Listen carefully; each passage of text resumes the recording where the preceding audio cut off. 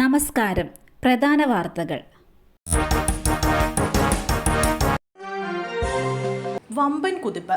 സ്വർണ്ണവില വീണ്ടും 73,000 കടന്നു. നെഞ്ചിടിപ്പോടെ ഉപഭോക്താക്കൾ. സംസ്ഥാനത്ത് തുടർച്ചയായ 4ാം ദിവസവും സ്വർണ്ണവില ഉയർന്നു. പവന് ഇന്ന് 440 രൂപയാണ് വർദ്ധിച്ചത്. ഇതോടെ വില വീണ്ടും 73,000 കടന്നു. ഒരു പവൻ സ്വർണത്തിന്റെ ഇന്നത്തെ വിപണി വില 73,040 രൂപയാണ്. ഈ മാസം ആദ്യമായാണ് സ്വർണ്ണവില 73,000 കടന്നത്.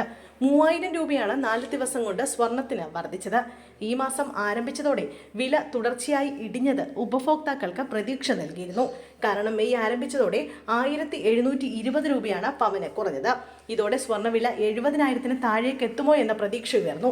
എന്നാൽ അതിന് വിപരീതമായി സ്വർണ്ണവില കുതിക്കുകയാണ്. 4 വയസ്സുകാരന്റെ മരണം. നടപടിയെടുത്ത 13ാം ദിവസം പിൻവലിച്ചു. ആനക്കൂട്ടിലെ ഉദ്യോഗസ്ഥരുടെ സസ്പെൻഷൻ റദ്ദാക്കി. പത്തനംതിട്ട കോന്നി ആനക്കൂട്ടിലെ 4 വയസ്സുകാരന്റെ അപകട മരണത്തെ തുടർന്ന് നടപടി നേരിട്ട 4 വനംവകുപ്പ് ഉദ്യോഗസ്ഥർ ജോലിയിൽ തിരികെ പ്രവേശിച്ചു. 4 പേരുടെയും സസ്പെൻഷൻ പിൻവലിച്ചുകൊണ്ടാണ് തിരികെ സർവീസിൽ പ്രവേശിപ്പിച്ചത്.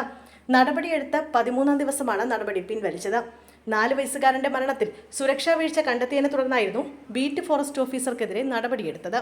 മനുഷ്യ വന്യജീവി സംഘർഷം കൂടി വരുന്ന സാഹചര്യത്തിൽ ജീവനക്കാരുടെ കുറവ് പരിഗണിച്ച് സസ്പെൻഷൻ പിൻവലിക്കേണ്ടി വന്നെന്നാണ് വനംവകുപ്പ് വിശദീകരണം. സുരക്ഷ ഉറപ്പാക്കുന്നതിൽ ഉദ്യോഗസ്ഥർ വരുത്തിയ കടുത്ത അനാസ്ഥയാണ് കോൺക്രീറ്റ് തൂൺ വീണ് കുട്ടി മരിക്കാൻ കാരണമായതെന്നും വകുപ്തല അന്വേഷണത്തിൽ കണ്ടെത്തിയിരുന്നു. ഇതിന് പിന്നാലെയാണ് ഉദ്യോഗസ്ഥരെ സസ്പെൻഡ് ചെയ്തത്. ദക്ഷിണ മേഖല ചീഫ് ഫോറസ്റ്റ് കൺസർവേറ്റർ നടത്തിയ അന്വേഷണത്തിൽ ഗുരുതര വീഴ്ചയാണ് കണ്ടെത്തിയത്. പോക്സോ കേസിൽ റിട്ടയർഡ് അധ്യാപകൻ അറസ്റ്റിൽ.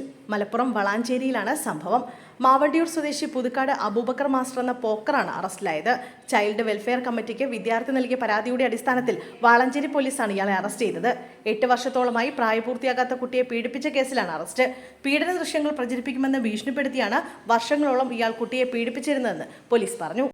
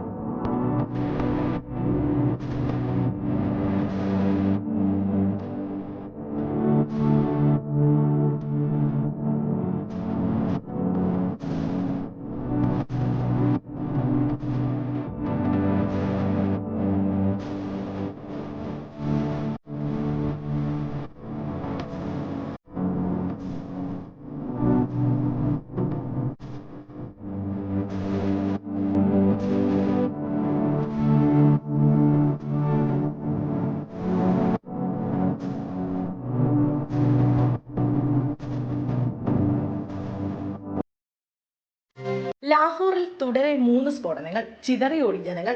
അപകട സൈറൻ മുഴങ്ങി. പാകിസ്ഥാനിലെ ലാഹോറിൽ 3 തുടർ സ്ഫോടനങ്ങൾ നടന്നതായി റിപ്പോർട്ട്. വാൾട്ടൺ വിമാനത്താവളത്തിന് സമീപമാണ് സ്ഫോടനമുണ്ടായത്.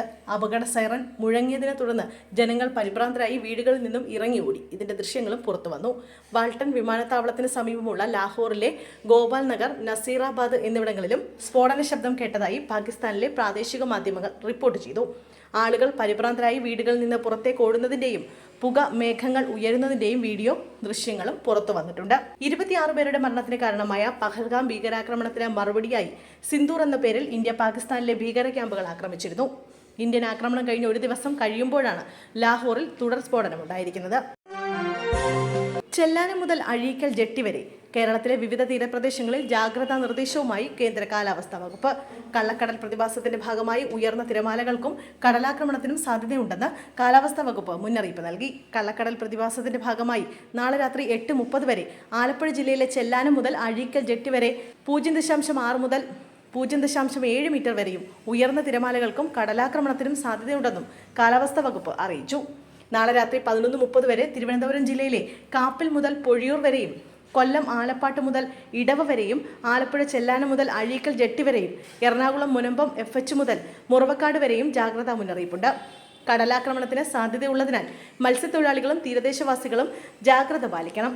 കടൽക്ഷോഭം രൂക്ഷമാകാൻ സാധ്യതയുള്ളതിനാൽ അപകട മേഖലകളിൽ നിന്ന് അധികൃതരുടെ നിർദ്ദേശാനുസരണം മാറി താമസിക്കണമെന്നും മുന്നറിയിപ്പിൽ പറയുന്നു.